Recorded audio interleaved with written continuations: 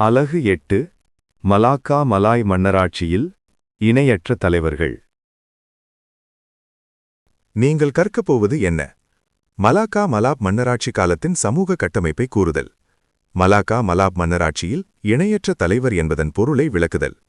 Malacca மலாப் மன்னராட்சியில் சுல்தான், பெண்டாஹாரா, லக்ஷ்மணா ஆகியோரின் பங்கை வகைப்படுத்துதல். Malacca Malay மன்னாராட்சி காலத்தின் சமூக கட்டமைப்பு. மலாக்கா மலாய் மன்னாராட்சி கால சமூக கட்டமைப்பை ஆள்பவர்கள், ஆளப்படுபவர்கள் என இரு பிரிவுகளாக பிரிக்கலாம். அந்த இரு பிரிவினரும் தத்தம் பங்கையும் பொறுப்புகளையும் கொண்டிருந்தனர். சுல்தான், ஆள்பவர்கள், பெருந்தலைவர்கள், ஆளப்படுபவர்கள், குடிமக்கள், அடிமைகள். மலாக்கா மலாய் மன்னராட்சி காலத்தின் சமூக கட்டமைப்பு. ஆள்பவர்கள், ஆளப்படுபவர்கள் என இரு தரப்பினரும் மலாக்கா மலாய் மன்னராட்சியின் நிர்வாகத்திற்கு உரிய பங்களிப்பை வழங்கினர். இதனால் மலாக்கா மலாய் மன்னராட்சி நன்முறையில் நடைபெற்றது. மலாக்கா ஒரு வலிமை பொருந்திய பேரரசாகவும் முக்கிய வாணிப மையமாகவும் திகழ்ந்தது. 1. சுல்தான்.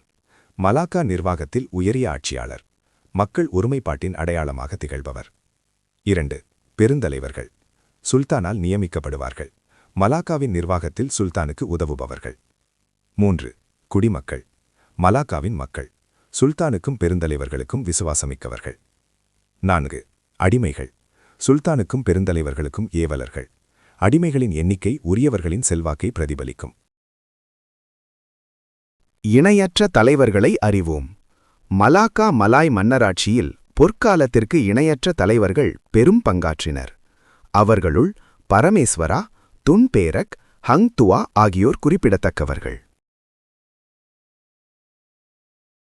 பரமேஸ்வரா, கல்சுன் யஸ்பூர் ஷா, கல்சுன் மன்சூர் ஷா, கல்சுன் அலாவுத்தீன் ரியாபாத் ஷா ஆகியோர் மலர்கா மலாய் மன்னராட்சியில் இணையற்ற தலைவர்களாவர். இவர்களோடு பெண்டாவாஹார் ராத்துன் பேரரசுக்கும் லக்ஷ்மணா ஹங்துவானும் இணையற்ற தலைவர்களாக விளங்கினர். மலர்கா மலாய் மன்னராட்சியில் இணையற்ற தலைவர்கள் பெரும் பங்காற்றியுள்ளனர். இவர்களின் அயராத உழைப்பு மலர்காவை மலாய் உலகில் வலிமையையும் புகழும் நிறைந்த ஒரு பேரரசாக திகழச் செய்தது. இணையற்ற தலைவரின் பங்கு. சுல்தான். அரசின் உயரிய ஆட்சியாளர் சுல்தான் ஆவார்.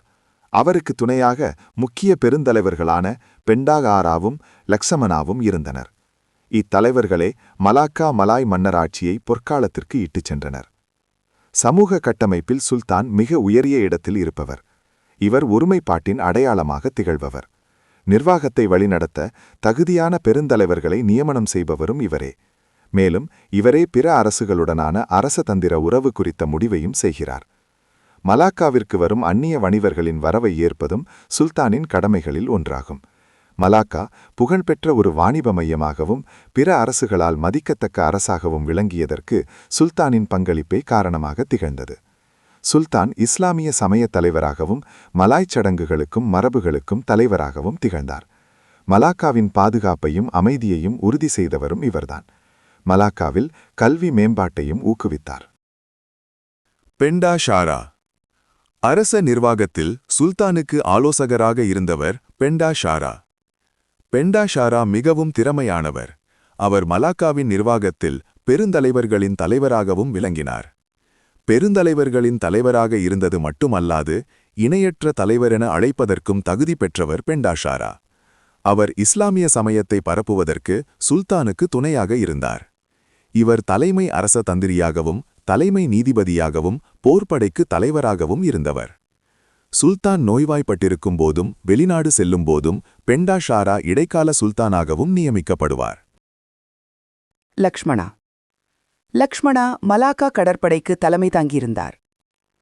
லக்ஷ்மணா மலாக்கா கடற்பகுதியின் அமைதியையும் வணிகர்களின் பாதுகாப்பையும் உறுதி செய்தார். லக்ஷ்மணா வெளிநாட்டிற்கு செல்லும் அதிகாரப்பூர்வ தூதுவக் குழுவிற்கு தலைமையேற்றுள்ளார். துணிவுமிக்க லக்ஷ்மணா சுல்தானின் அந்தரங்க மேய்க்காவலராகவும் இருந்துள்ளார். மாணவர்களே, கொடுக்கப்பட்ட பயிற்சியை சிந்தித்து பதிலளியுங்கள். நன்றி மாணவர்களே. நான் ஆசிரியை திருமதி மஞ்சுளா. மீண்டும் சந்திப்போம்.